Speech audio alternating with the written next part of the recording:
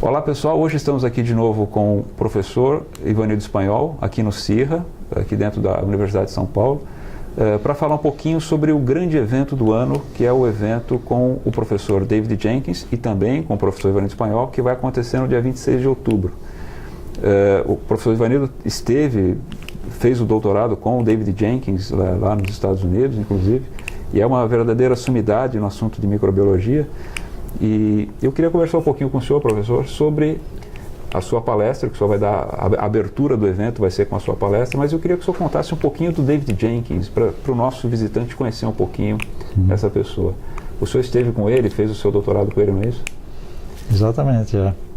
Bom, o David Jenkins, ele é designado aí no setor como o criador do sistema de lodos ativados, sistema biológico, né?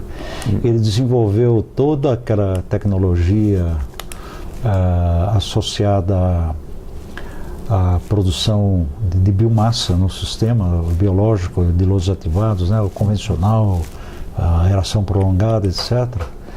E toda essa a biologia do sistema, a dinâmica do sistema, foi o professor Jenkins que conseguiu maturar isso com os organismos benéficos que tem no sistema de lodo ativado, as Eugleria ramígera, né? E os vilões que tem no sistema de lodo ativado, como o Spherothylus natans, por exemplo. Ele foi a pessoa que identificou esses elementos, né? Entendi. Eu me lembro que há muito tempo, hoje se usa isso rotineiramente, por exemplo, a cloração do lodo de retorno, no sistema de lodos ativados.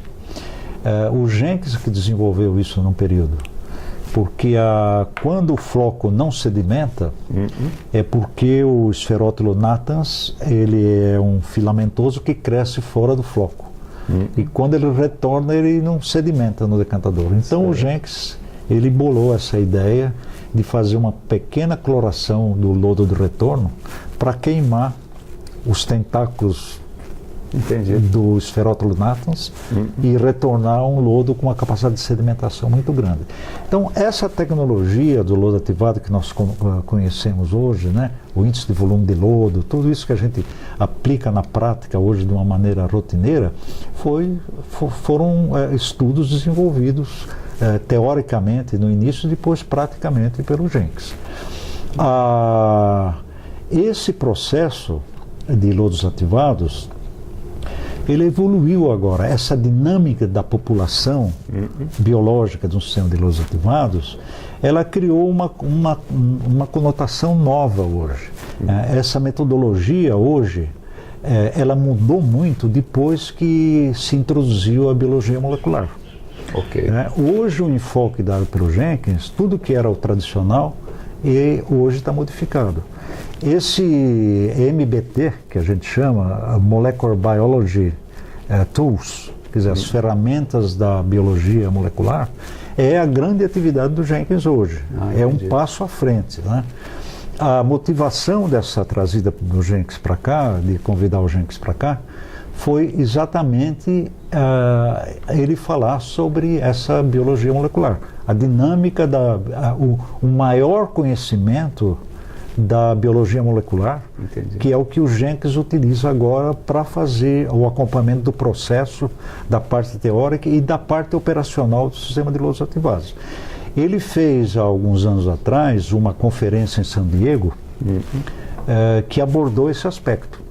E a nossa motivação de trazer o professor Jenkins foi exatamente esta, dele apresentar aqui uma palestra, evidentemente adaptada e já modernizada, da palestra que ele fez há uns 2 anos atrás em San Diego, que causou uma celeuma muito grande, né? Então a ideia de trazer o professor Jenkins é trazer essa nova tecnologia de biologia molecular específica para a dinâmica populacional do sistema de lodos ativados, né? O Jenkins é hoje professor emérito da Universidade da Califórnia, em Berkeley, né? E ele foi a época que eu estive lá em Berkeley fazendo doutorado. O Jenkins, além de professor da universidade, ele era chefe do laboratório de pesquisa. A Universidade da Califórnia tem um outro laboratório de pesquisa, né, que tem grandes contratos, né, com a NASA, por exemplo. Eles estão estudando esse problema do reuso no espaço, né, do reaproveitamento dos resíduos humanos para utilizar no espaço, para manter uma população por longo tempo no espaço. E eles têm grandes contratos com a Marinha Americana. Na época que eu estava lá, nós trabalhamos num sistema de lodos ativados da Marinha, porque a Marinha Americana, quando ela lança um novo combustível dos aviões que aterrissam nos porta-aviões, eles têm que mostrar a biodegradabilidade desses combustíveis. Então isso é feito no sistema de lodos ativados. Então lá foi montado, eu acompanhei inclusive com o Jenkins, esse sistema de lodos ativados específico para degradar esse tipo de combustível de aviação. Ou seja, ele tem muitos anos já nesse tipo de pesquisa, quer dizer, de alto nível. Exatamente. O Jenkins, ele é conhecido como Mr. Sludge, né, o Sr. Lodo, e ele é uma pessoa... ainda hoje, né, ele já se aposentou da Universidade da Califórnia. Na casa dele, inclusive, ele tem no porão, ele tem um laboratório com todos os microscópios, né, ele continua nessa atividade hoje, já saindo um pouco do lodos ativados convencional e passando já para os sistemas de biomembranas, né, os sistemas de membranas com leitos móveis, né, os MBBRs. Ele está então no processo Nereda, que vem vindo aí do floco duro. Então são atividades que ele vem desenvolvendo agora, né? Então essa palestra, ele vai fazer 2 palestras.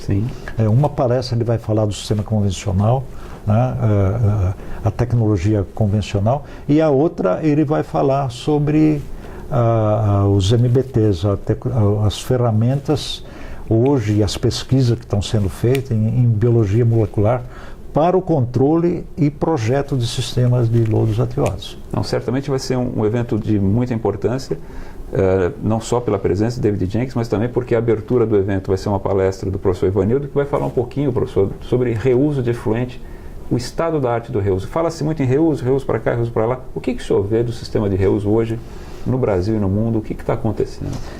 Hoje o mundo todo entrou nessa prática, né, que nós chamamos já de conservação e reuso. A indústria, por exemplo, hoje, em função das outorgas, as outorgas passaram a ser um instrumento de pressão na indústria no início, porque além de pagar a conta da água, né, o que nós pagamos na conta da água, a conta emitida pelas companhias de saneamento, não é pela água, é pelo serviço. Exato. É o serviço que as companhias prestam de pegar a água no manancial e colocar na nossa torneira. Claro. Agora, a cobrança pela outorga é a cobrança pela água. Tá? Então, uma indústria, por exemplo, ela tem, no mínimo, 2 outorgas. Se ela tiver uma captação, ela paga uma outorga de captação, em função da vazão, e paga uma outorga de lançamento, se ela tiver um lançamento num corpo receptor. Se ela tiver lançamento em 2, ela paga pelos 2. Certo. Mas essa outorga de lançamento, ela tem um custo elevado, porque se paga não apenas pela vazão, mas pela carga poluidora. Então, o que o industrial, quando ele foi submetido a essa condição da outorga, ele dividiu o pensamento dele em 2 coisas. Primeiro, na gestão da demanda. Sim. Quer dizer, a primeira outorga eu vou reduzir, quer dizer, fazendo a setorização do consumo, fazendo a controle de perdas, mudando os processos para consumir menos água e gerar menos efluentes. Certo. Né? E depois da gestão da demanda, ele começou a pensar na outorga de lançamento. A primeira ideia era, olha, vamos tratar melhor a água para lançar e ter um custo menor. Ela tem uma carga grande em inorgânicos, orgânicos, DBO, etc. Mas quando ele começou a tratar a água, ou planejou tratar a água, ele falou, bom, eu vou tratar a água, isso é matéria-prima. Isso levou então o industrial a reusar na própria indústria, que era a grande motivação dele usar a água nos processos deles, né? E já tem Principalmente em fazendo torre de resfriamento. O industrial, hoje, as indústrias têm um grande consumo de água. Então, essa água é tratada e usada em torre de resfriamento. Lavagem de peça, lavagem de piso, irrigação de áreas verdes na indústria, tudo isso. Agora, a indústria realmente está investindo muito em processos avançados, sistema de membranas, por exemplo, né? Processos oxidativos avançados, etc., com essa visão do reuso. Quer dizer, uma visão econômica do reuso local. Exato. Né? Agora, como é que o senhor vê a legislação de reuso? Não existe ainda uma legislação que norteie uma pessoa para classificar o reuso? Esse é um problema muito grande, né? Porque eu vejo a falta de reuso no Brasil, ainda em comparação com os países desenvolvidos e os em desenvolvimento, que já estão fazendo grande reuso, tem duas restrições aqui no Brasil básicas. A primeira é falta de vontade política. Nós não temos aqui no Brasil uma visão política para fazer o reuso, né? Um direcionamento político. Né? Eu vejo isso, a ANA, a Agência Nacional de Águas, poderia tomar uma dianteira. Ele já tem feito alguma coisa que seria promover a prática de reuso, né? Desenvolver tecnologia para reuso. E o que nós temos recomendado é que se desenvolvam os critérios para subsidiar o reuso. Ok. Quer dizer, aqueles que fazem reuso teriam uma redução na tarifa, um benefício na outorga. Esses seriam aspectos importantes para motivar o reuso. Quer dizer, falta vontade política. E o segundo grande problema que prejudica, que inibe uma prática mais generalizada de reuso é exatamente a falta de um arcabouço legal. Entendi. Nós não temos uma legislação hoje adequada para reuso.